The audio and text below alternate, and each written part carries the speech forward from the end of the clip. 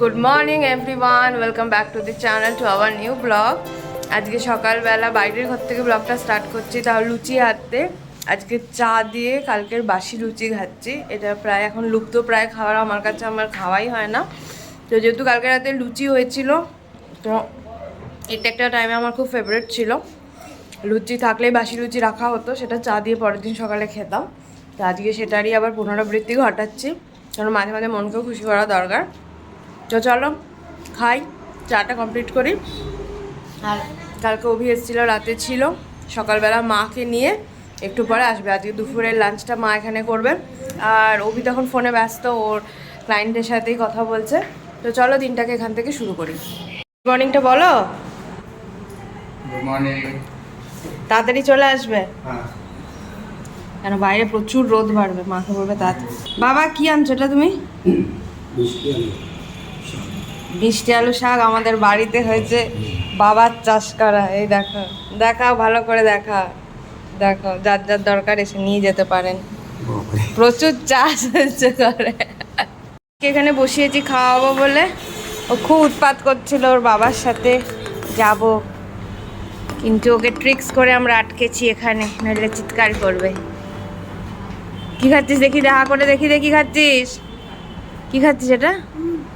হ্যাঁ ছোলা, ছোলা না মোমো, না মোমো, না মোমো। তো মা বলছে কি পাঠিয়েছো ওনাদি? মা বলছে আমি কিচ্ছু পাঠাইনি, যা পাঠাচ্ছে আমার নাতি পাঠাচ্ছে।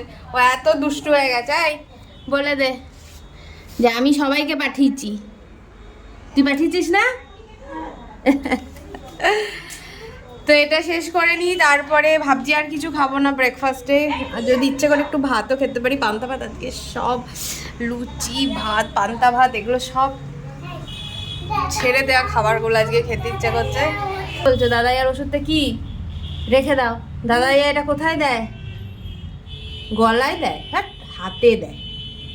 হ্যাঁ হাতে দেয় সত্যি। ক্রিস এতটা দুষ্টু হয়েছে, ফোন নিয়ে খুটুর খুটুর করে। কালকে বাবার ফোনে নোকিয়ার ছোট ফোনগুলো 3টে অ্যালার্ম দিয়ে রেখেছে, 3:30 থেকে মা আর বাবা জেগে গেছে। বলছে অ্যালার্ম খালি পড়েই যাচ্ছে, নি লাস্টে সুইচটা অফ করে তারপর ওরা ঘুমিয়েছে। এত দুষ্টু হয়েছে, হ্যাঁ ঠিক আছে। এটা তুই কি খাচ্ছিস আগে বল, এটা কি খাচ্ছিস? পিজার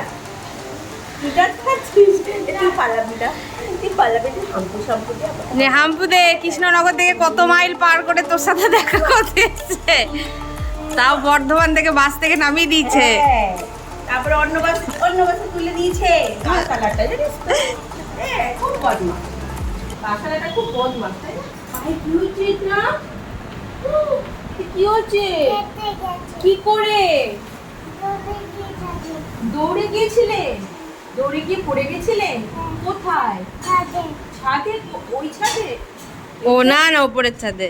ছাদে দিদি 4:30 বাস ধরেছিল কৃষ্ণনগর থেকে, এখানে পৌঁছালো তখন 9:30।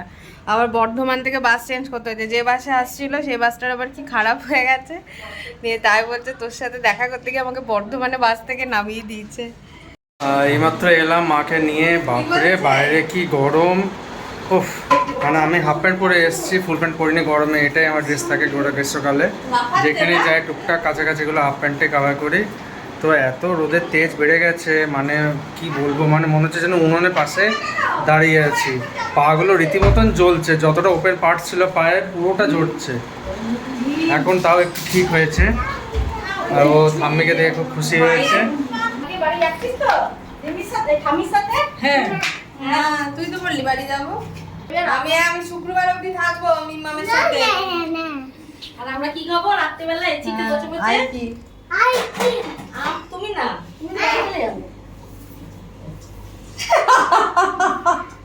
যাবি? সকালে ওটা কি বলতে হয়, কি শিখিয়েছিলাম বল, তুই তো জানিস। তারপরে তো হাতটা কেমন করতে হয়, হাত।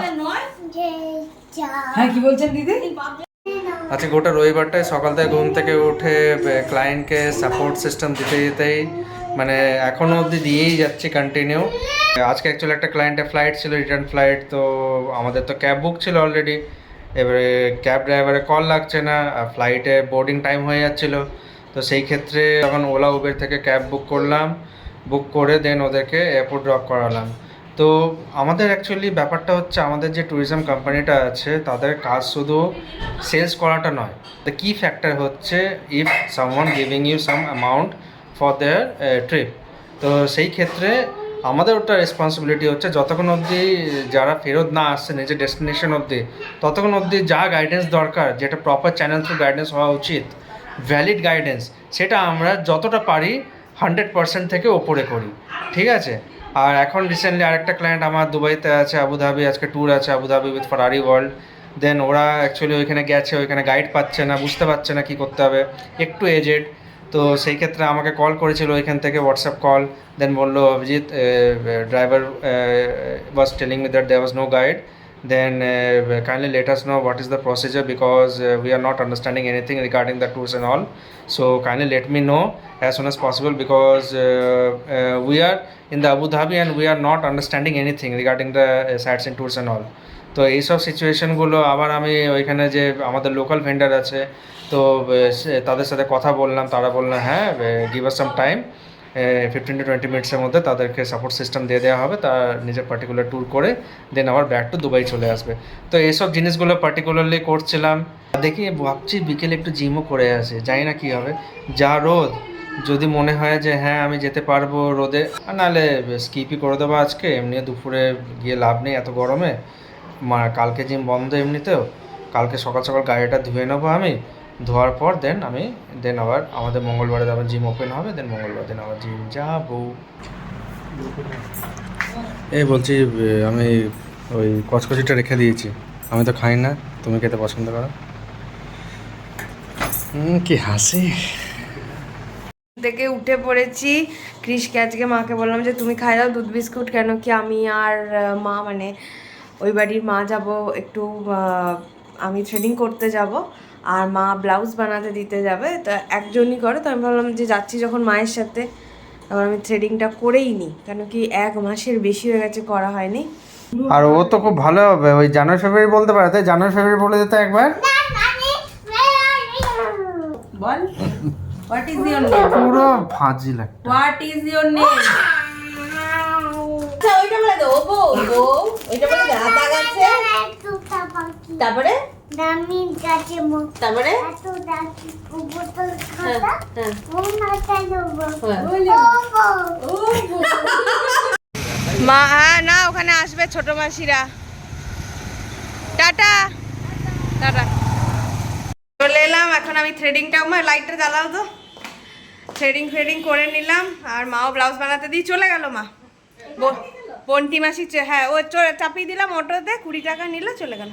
বন্টি মাসি চলে এসছে, আর অভির ফোনটা নিয়ে চলে গেছিলাম, ওর ফোনেই ব্লক করছি, মাঝে রাস্তায় কি দেখছি তোমার ফোন।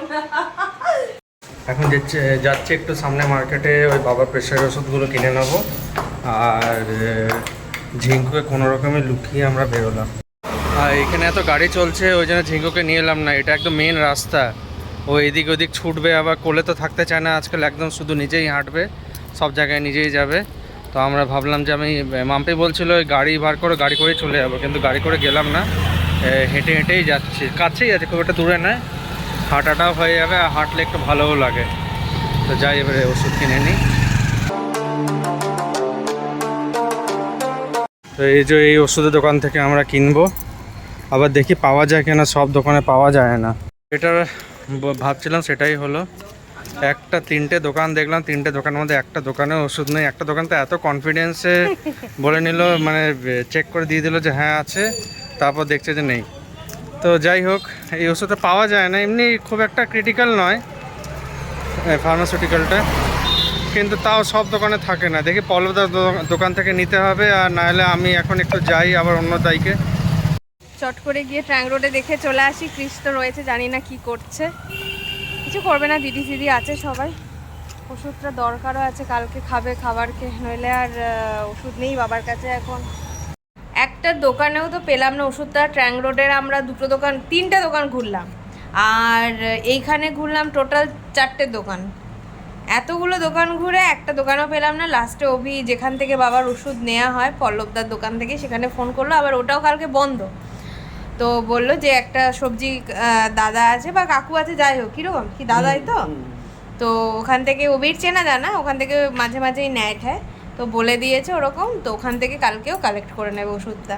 আর কালকেই দরকার, বাবার একটাও নেই আর, মানে এতটাই দরকারি। যদি দু একটা থাকতো বাবা বলতো তাহলে অতটা অসুবিধা হতো না, কিন্তু আর একটাও নেই। আর প্রেশারের ওষুধ রেগুলারই খেতে হয়। নিয়ে হাঁটতে হাঁটতে গেলাম, গরমে একদম ঘামিয়ে গেলাম। তারপর অভিকে বললাম চলো ট্র্যাঙ্গলোরটা একটু বাইকে করে দেখে নিই, দরকারি যখন। তো যাই হোক, মোটামুটি একটা জায়গায় আনা গেছে, ওষুধের ব্যাপারটাকে পাওয়া যাবে, বাবা কালকে খেতেই পারবে। অভি যখন আমাদের বাড়ি থেকে যাবে, যাওয়ার পথে নিয়ে নেবে। সবজির দোকান সকাল সকালই খুলে যায়। তো চলো, এই বলে আজকে ব্লগটাকে শেষ করছি।